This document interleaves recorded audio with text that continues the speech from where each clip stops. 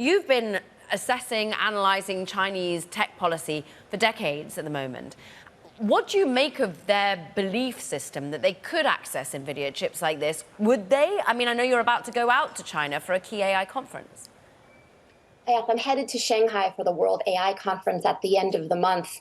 And the reality is, both China and the United States are focused on getting the infrastructure necessary to win the so-called AI race. Now, whether it's actually a race is a separate question, but data, energy, computation, and human capital are all critical inputs to this. And massive investment in infrastructure is top of mind for leaders in both countries as they seek to do it. Now, the question of chips is also colliding with the tariff battle. Export controls and the question of whether the Trump administration will loosen its grip on China's access to the advanced technology, advanced semiconductors, is going to be a key question as these negotiations take place. Let's therefore talk about what the executives are wanting at this moment. And Jason, you represent the most innovative companies in the United States. So how do they think about this so-called competition with China? Are they thinking that they need to race? And where are our bottlenecks more broadly here? It's very real. And if we go all the way back to the very second day of the Trump administration, you saw a big announcement, Project Stargate, as Jackie mentioned. Companies like OpenAI and Oracle and SoftBank, NVIDIA, investing $500 billion in AI capability here in the United States. It's definitely a race, and the primary competitor in that race is China. China has aspirations to compete globally on AI.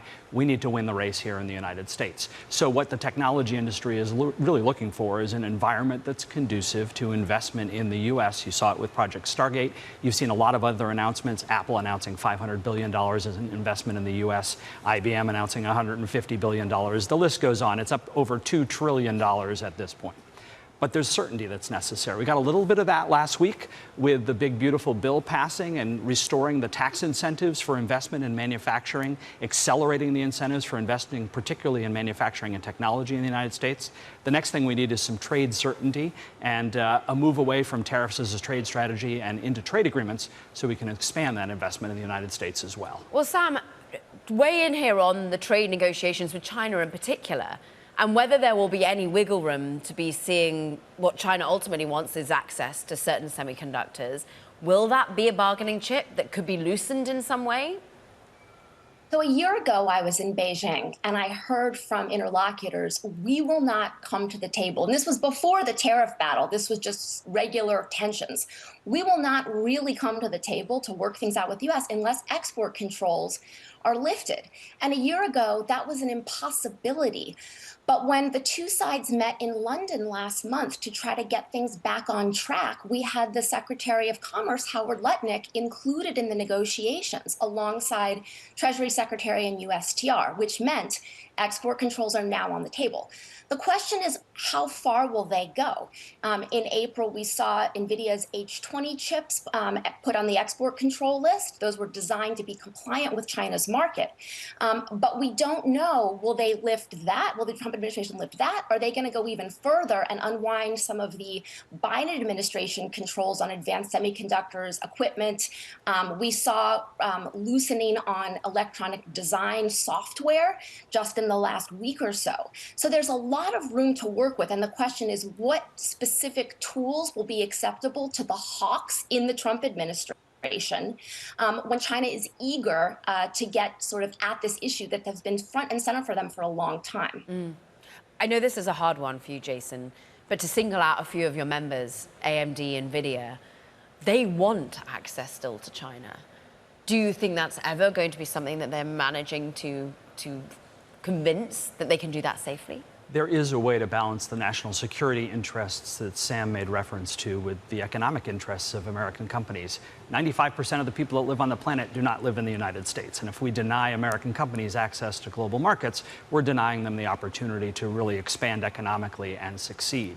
There is a way, and the Trump administration has been moving in this direction, to make sure that the Chinese Communist Party doesn't get access to the most sensitive technology for its military purposes. The Biden administration tried this with the AI diffusion rule that you mentioned. They did it in a very poor way.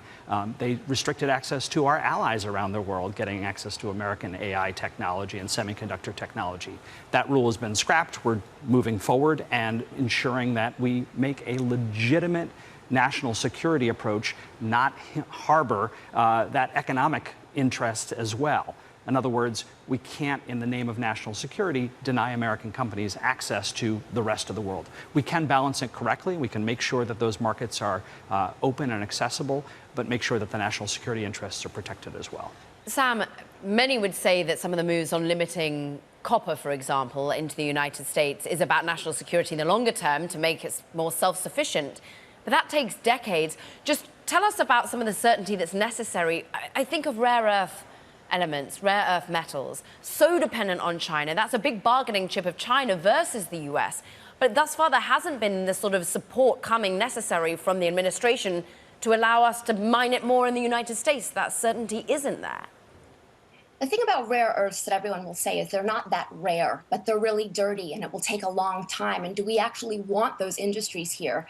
But certainly I think there's been an emphasis on reducing bottlenecks because these are choke points that can be weaponized against the United States. And Beijing realized that they'd stumbled upon an incredibly important choke point. Looking at where the negotiations stand right now and on rare earths specifically, when the two sides came back to the table, they said, we have a deal.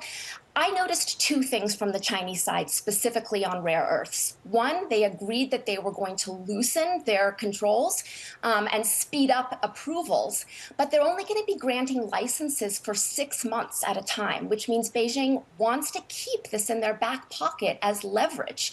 And the second is we've heard that U.S. companies in the process of applying for those approvals have been subject to very invasive questions from the Chinese government for sensitive business information. So we're not out of the woodwork yet, and I think it's yet to be seen what the Chinese government is willing to give on rare earths.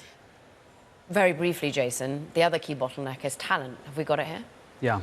So China is racing to deploy that AI talent. The Trump administration just last week announced a new AI education initiative that ITI and a number of our member companies signed on to develop the homegrown talent that we need. We also need to attract the best and the brightest from around the world. Most technology companies that we're familiar with were started by first or second generation immigrants, and we need that next generation of AI talent to happen here, to start their companies here, to stay here. So we need to attract them as students, and we also need to educate the workforce to make sure that we have the best AI talent here in the United States doing that invention, doing that creating, and job descriptions that we want to see out there.